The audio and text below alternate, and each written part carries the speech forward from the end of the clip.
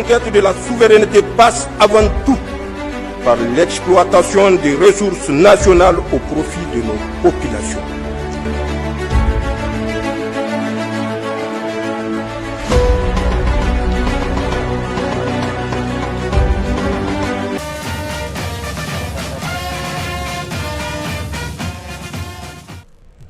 Mesdames, Messieurs, bonsoir. Le grand entretien de Télé Sahel reçoit ce soir le général d'armée Abdraman Tchani, président de la République, chef de l'État.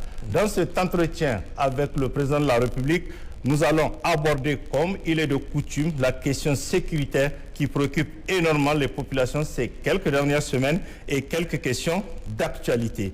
Monsieur le Président, bonsoir. Et merci une fois encore de nous accorder un peu de votre temps pour parler de la situation d'insécurité qui prévaut dans certaines localités du pays. Il n'est un secret pour personne que depuis quelques années, notre espace sahélien est confronté à d'énormes problèmes sécuritaires se rapportant au terrorisme principalement. Les défis sont importants, mais force est de reconnaître que des progrès ont été réalisés, même si beaucoup restent à faire. En vérité, la difficulté de la tâche s'explique aussi par la complexité de la problématique sécuritaire dans laquelle certaines puissances étrangères à notre espace continuent de jouer un rôle de déstabilisation dans l'espoir de reconquérir leurs privilèges aujourd'hui perdus.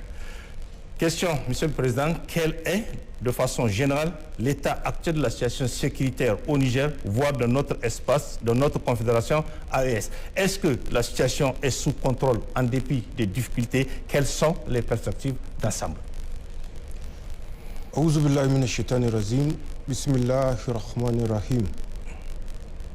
Merci Abdoulaye. C'est un plaisir de partager avec l'ensemble de nos compatriotes de la Confédération et du monde qui nous suivent par rapport à cette problématique sécuritaire dans notre espace. Vous l'avez dit, une problématique liée à des intérêts géopolitiques et géostratégiques. Mais permettez-moi, dans un premier temps, de rendre hommage à l'ensemble des peuples de la Confédération, particulièrement au vaillant peuple nigérien, leur présenter mes condoléances pour les morts civils et militaires. Également, rendre un hommage à l'ensemble de nos forces de défense et de sécurité qui, au prix de sacrifices énormes, se battent jour et nuit pour garder notre espace confédéral, notre pays, particulièrement le Niger, debout.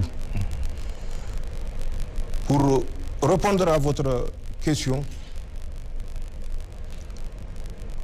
il faut faire un rappel historique, car comme le dit le Coran, le rappel sauve. Il faut rappeler, pour que les Nigériens et les autres peuples comprennent la définition de cette menace à laquelle nous sommes confrontés, les implications qui sont derrière cette menace, qui n'est autre ou qui ne sont autres que la défense des intérêts géostratégiques ou géopolitiques des puissances impérialistes, mais particulièrement néocolonialistes. Il faut toujours placer les événements dans leur contexte de globalisation. Je veux dire placer les éléments ou les événements dans leur contexte de globalisation en rappelant en 1979, beaucoup l'ont oublié, beaucoup d'autres ne l'ont pas connu. Une prise d'otages en Arabie Saoudite, dans la grande mosquée de la Mecque. Prise d'otages des pèlerins associés ou attribués à ce qu'on a appelé les fondamentalistes, c'est-à-dire des jeunes étudiants qui étaient en thèse peut-être de doctorat ou autre dans le domaine de l'islam. Face à cette prise d'otage, des pays vont se mobiliser. Et parmi ces pays, bien sûr, la France sera le premier à demander à l'Arabie Saoudite de les laisser mettre à la disposition de l'État et du Royaume d'Arabie Saoudite ce qu'on a appelé, ou qu'on appelle toujours, le GIGN, le groupe d'intervention de la gendarmerie nationale française. Mais les Saoudiens savaient que c'est le pyromane qui veut jouer le jeu du sapeur-pompier.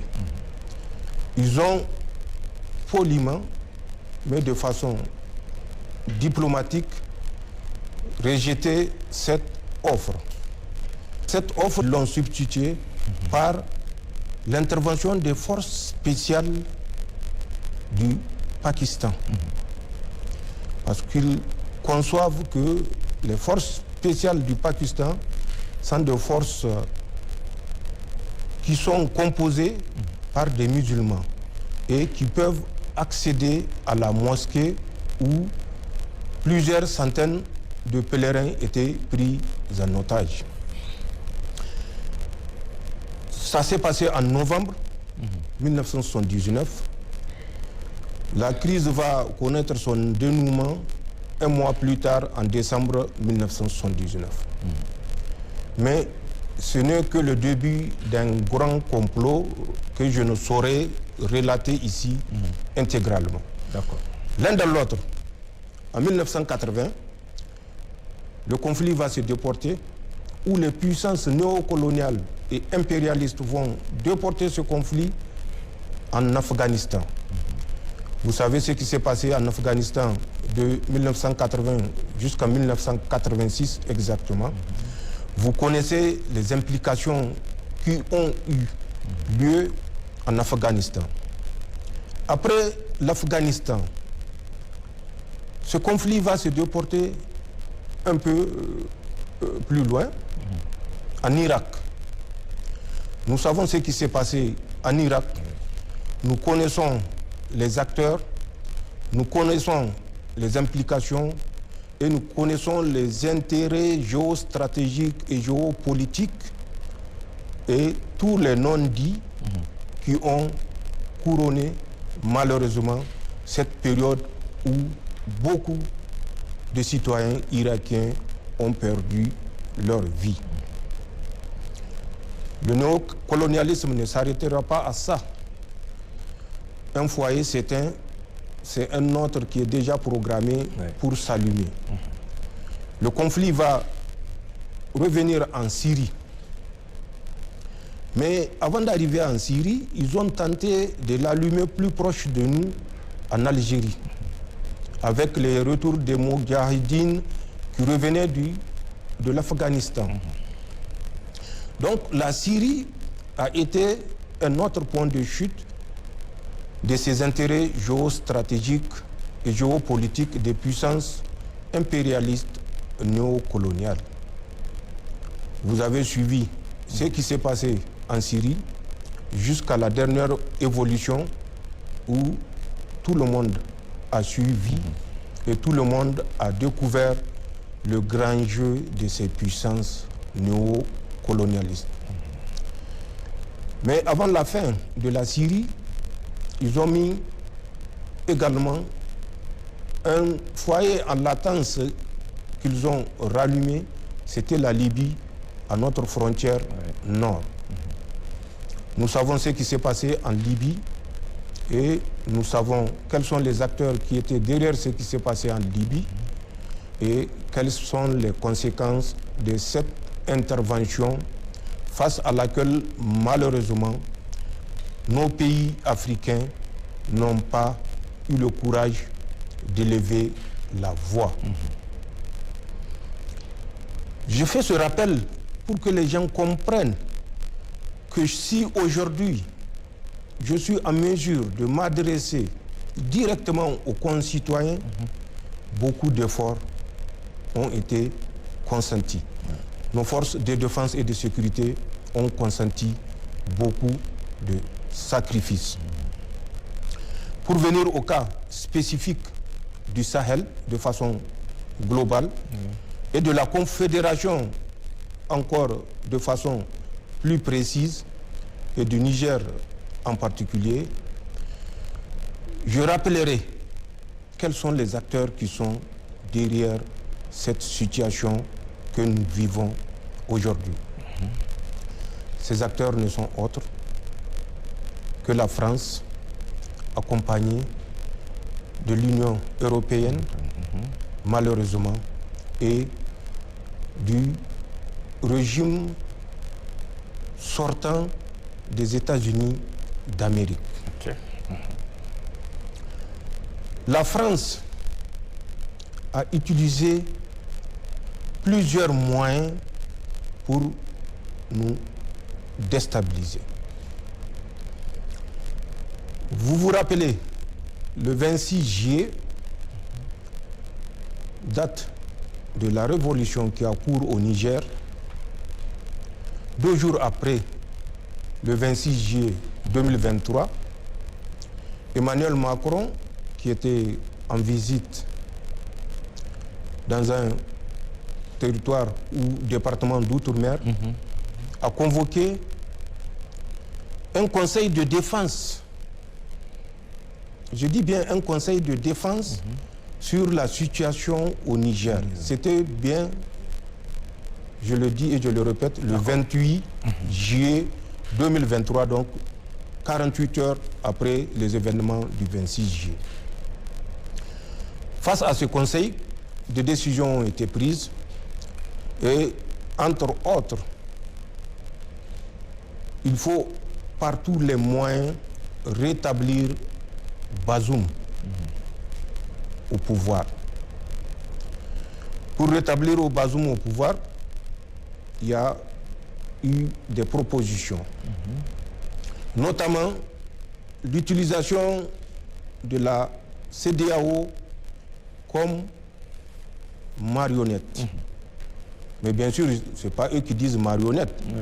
Et ils présentent la CEDEAO comme un défenseur de la démocratie, droit et ordre constitutionnel. Le régime français ne s'est pas limité à utiliser, manipuler la CEDEAO. Ils ont créé, et je l'ai rappelé lors de mon dernier entretien du 25 décembre 2024, ils ont créé une première cellule qu'ils ont appelée la cellule chargée de réflexion sur le commandement pour l'Afrique. Cette cellule, je l'ai rappelé, a été confiée à Jean-Marie Bockel, je l'ai dit dans l'entretien du 25, qui lui-même a fait appel à des officiers supérieurs des forces armées françaises, notamment David Pawlowski, ensuite Paul Menon Bertheux. En son temps, également, j'ai dit les postes qu'ils ont occupés. C'est ça. L'un de l'autre, ils avaient eu pour mission, de la part de Jean-Marie Bockel lui-même, désigné et mandaté par Emmanuel Macron, de réfléchir pour trouver les moyens non seulement d'empêcher toute autre contamination, puisque ce qui s'est passé au Mali, au Burkina et au Niger est considéré comme une maladie contagieuse qu'il fallait par tous les moyens éradiquer. Ces gens ont réfléchi. Je l'ai rappelé également dans l'entretien du 25, auquel nos téléspectateurs peuvent se référer. Et pour aller plus vite, ils ont fait des propositions. La France, qui est présente sur 5 pays militairement, qui sont le Tchad, la Côte d'Ivoire, le Gabon, le Sénégal et Djibouti, par rapport à la proposition du commandement pour l'Afrique, à l'image de l'Afrique comme des États-Unis, oui. Proposer que ce nombre où on a annoncé aux Africains, les Français sont en train de se retirer, passe à 15 pays. J'ai cité les 15 pays. Beaucoup se sont mis à démentir, mais on ne peut pas démentir une vérité. Ouais. Qui est là. C'est une vérité historique. Désormais, Emmanuel Macron l'a confirmé. Je ne reviendrai pas sur ces pays. La France, elle fera tout pour l'atteindre, même si c'est d'ici 100 ans. Un général français l'avait dit à Abéché, nous étions en Afrique il y a 200 ans, nous étions repartis il y a 60 ans, nous devons, puisque nous sommes de retour, rester pour minimum 100 ans. Ce n'est pas des paroles en l'air. Okay. Ce n'est pas des paroles en l'air quand on les met côte à côte avec ce que le général Lecointre a dit il y a quelques mois, en 2024, qu'il va falloir, avec l'Union européenne, traverser la Méditerranée, même si c'est dans 1 an, 2 ans ou 10 ans, pour reconquérir par les armes sur le feu l'Afrique. Parce que la France et l'Europe sans l'Afrique, c'est la souffrance en perspective. Ouais. Un autre génie français avait dit également, puisque les troupes et l'ambassadeur français que nous avons expulsés sont en train d'être évacués, ils vont utiliser ce temps qui est favorable à la déstabilisation subversive. Ce n'est pas des paroles en l'air.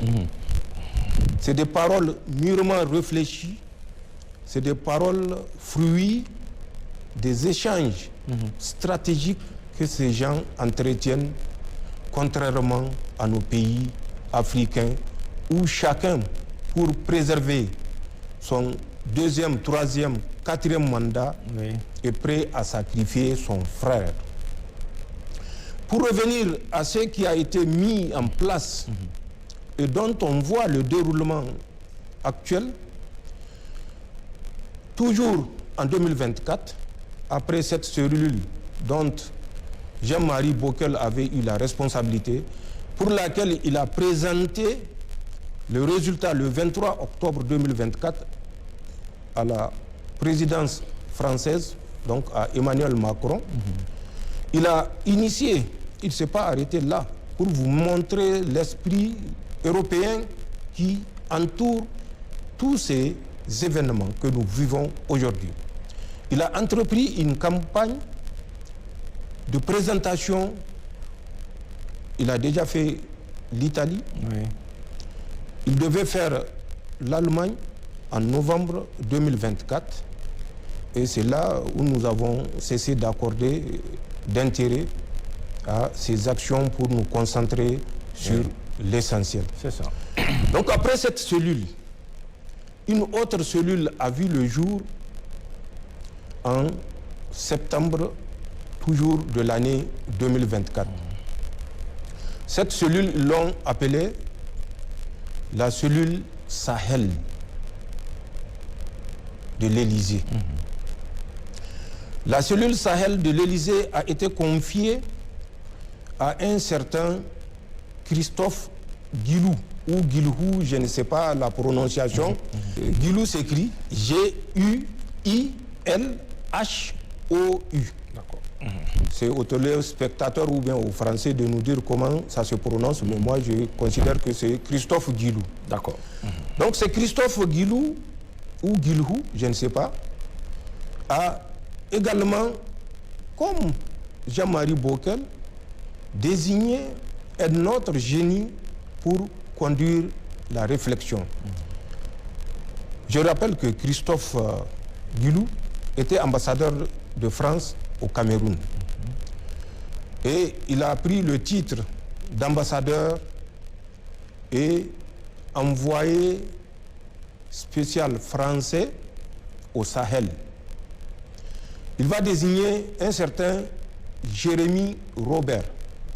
C'est lui le génie qui va conduire toujours cette réflexion par rapport à la leçon la mieux adaptée à donner au pays de la Confédération. Ce Christophe Jérémy va constituer son équipe.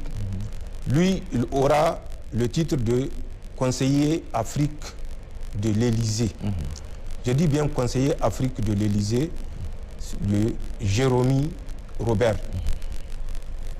Il va constituer cette cellule Sahel qui sera composée de la DGSE française, de l'Organisation internationale de la francophonie, je dis bien l'Organisation internationale de la francophonie, et d'une direction géopolitique du ministère français des Affaires étrangères. Cette cellule, selon leurs propres termes, aura à sa disposition des fonds illimités. Des fonds illimités, je le dis avec insistance, parce que ça prouve l'importance que le régime subversif français accorde